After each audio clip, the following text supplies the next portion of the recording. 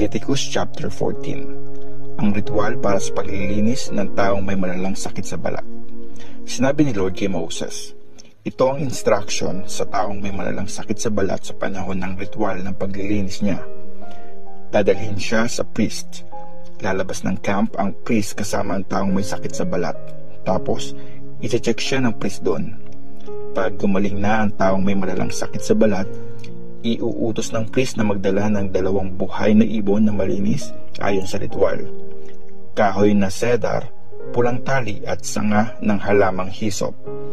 Iuutos ng priest na katayin ang isa sa mga ibon sa ibabaw ng isang banga na may lamang malinis na tubig na kakakuha pa lang sa batis. Kukunin niya ang natirang buhay na ibon kasama ang kahoy na cedar, sinulid na pula at yung sanga ng hisop. Tapos, isasawsaw niya ang mga ito sa banga na may tubig na nahaluan ng dugo ng unang ibon. Iwiwisik niya ito ng 7 beses doon sa taong gumaling para sa malalang sakit sa balat para i-consider na siyang malinis ayon sa ritual. Tapos, pakakawalan na ang ibon sa labas. Lalabhan ng taong gumaling ang suot niyang damit, aahitin niya ang lahat ng buhok niya sa ulo at maliligo. Pagkatapos nun, i-consider na siyang malinis ayon sa ritual. Tapos, pwede na siyang sumama sa camp.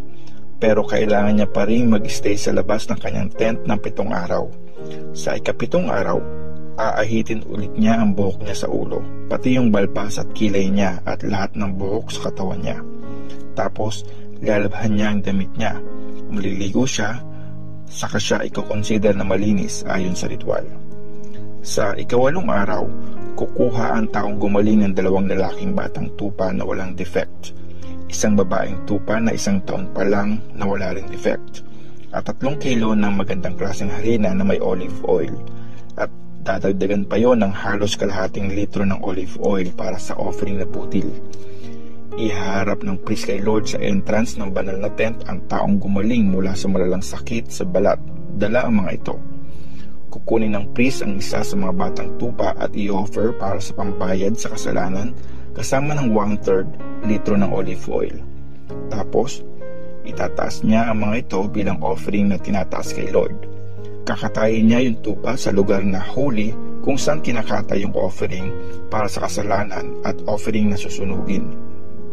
Yung offering na pambayad sa kasalanan at yung offering para sa kasalanan ay para sa priest at sobrang holy nun. Kukuha ng dugo yung priest galing sa offering na pambayad sa kasalanan. Tapos, ipapahid niya ito sa kanang tenga ng taong gumaling sa malalang sakit sa balat, sa hindalaki ng kanang kamay, ganon din sa hindalaki ng kanang paa nito. Kukuha ang priest ng konting oil tapos ibubuhos niya ito sa kaliwang palad niya. Tapos, isasawsaw niya yung daliri ng kanang kamay niya sa oil at iwiwisik ito sa harapan ni Lord ng 7 beses. Kukuha siya ng mga natirang oil sa palad niya at ipapahid niya sa kanang tenga, sa hindalaki ng kanang kamay, ganon din sa hindalaki ng kanang paa ng taong gumaling, gaya ng pagpahid niya ng dugo ng offering na pambayad sa kasalanan. Tapos, yung natirang oil sa kamay ng priest ay ilalagay naman niya sa ulo ng taong gumaling mula sa malalang sakit sa balat. Sa kanya gagawin yung ritual na paglilinis ng kasalanan ng tao sa harap ni Lord.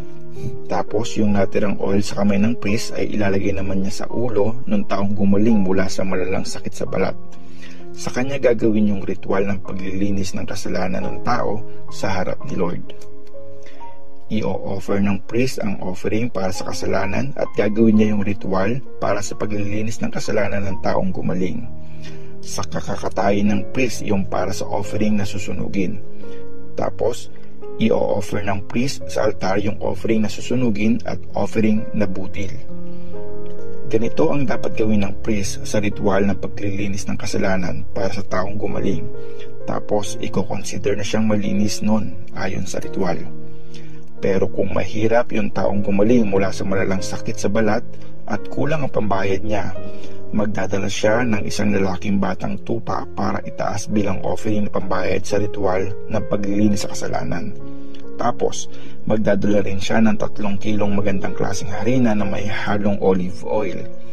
Bukod pa yung halos kalahating litro ng olive oil para sa offering na butil. Tapos kukuha naman siya ng 2 kalapati o 2 pigyons na kaya niyang bilhin. Yung isa para sa offering para sa kasalanan at yung isa ay para sa offering na susunugin. Sa ika-8 araw ng ritual na paglilinis, dadalhin niya ito sa priest sa entrance ng banal na tent, sa harap ni Lord. Tapos kukunin ng priest yung batang tupa para sa offering na pambayad sa kasalanan kasama yung 1/3 litro ng oil. Tapos itataas ito ng priest bilang offering na itinataas kay Lord. Kakatayin ng priest yung batang tupa para sa offering na pambayad sa kasalanan. Tapos kukuha siya ng konting dugo ng offering na pambayad sa kasalanan at ipapahid ito sa kanang tenga ng taong gumaling, sa hinlalaki ng kanang kamay, ganon din sa hinlalaki ng kanang paa nito.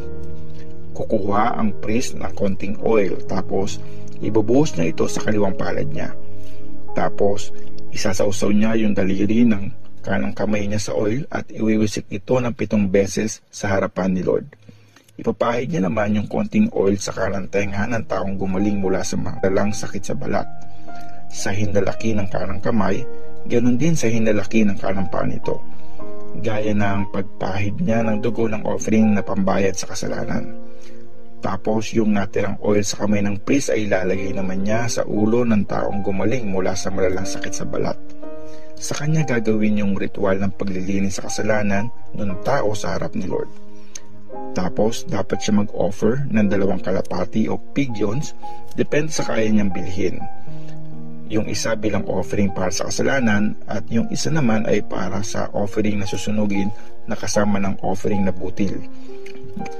Ganito ang dapat gawin ng priest sa ritual ng paglilinis ng kasalanan para sa taong gumaling mula sa malalang sakit sa balat. Ito yung instructions para sa taong may malalang sakit sa balat na hindi kayang ibigay yung mga offering ayon sa ritual para sa paglilinis sa kanya. Ang ritual ng paglilinis sa bahay na may amag. Sinabi ni Lord kina Moses at Aaron, "Pag nakarating na kayo sa lupain ng Kanaan na ibibigay ko sa inyo, tapos naglagay ako ng amag sa isang bahay na nasa lupain nyo, pupunta ang may-ari ng bahay sa priest para i-report, may amag yata sa bahay ko. Iuutos ng priest na tanggalin lahat ng gamit sa loob ng bahay bago puntahan ng priest para i-check ang amag. Kung hindi, lahat ng gamit doon ay kukonsider na marumi ayon sa ritual. Tapos papasok ang priest para i-check yung bahay. I-check ng priest yung amag. Kung yung amag ay kulay green o pula na sumisira sa dingding, iiwan niya ang bahay at pababayaan mo na ng 7 araw. Sa ika-7 araw, babalik siya para i-check ulit. Pag kumalat yung amag, iuutos niya na bakbakin yung bato kung saan tumubo yung amag, tapos itapon ito sa tapunan ng maruming bagay sa labas ng city. Tapos ipapakaskas niya yung dingding, sa kanya ipapatapon yung pinagkaskasan sa tapunan ng maruruming bagay sa labas ng city. Papalitan ng mga bagong bato yung mga tinanggal sa dingding, saka papalitadahan ulit yung dingding. Kung kumalat pa yung amag pagkatapos bakbakin yung mga bato sa dingding at pagkatapos palitadahan, i-check ulit ito ng priest. Pag kumalat pa nga ito, i-consider na marumi ang bahay ayon sa ritual. Dapat gibain na ang bahay at walang itira dito, pati yung mga bato, kahoy at yung mga tinapala na dingding ay dapat itapon doon sa tapunan ng maruruming bagay sa labas ng city. Pag may pumasok sa bahay habang ipinasara ito, magiging marumi siya ayon sa ritual hanggang gabi. Dapat labhan ang damit na suot ng sino mang mag-stay o kumain sa loob ng bahay. Pero pag chinek ulit ng priest yung bahay, tapos nakita niyang hindi na nagkaroon ng amag matapos tapalan ulit yung dingding, i-declare niya na itong malinis ayon sa ritual kasi natanggal na totally yung amag.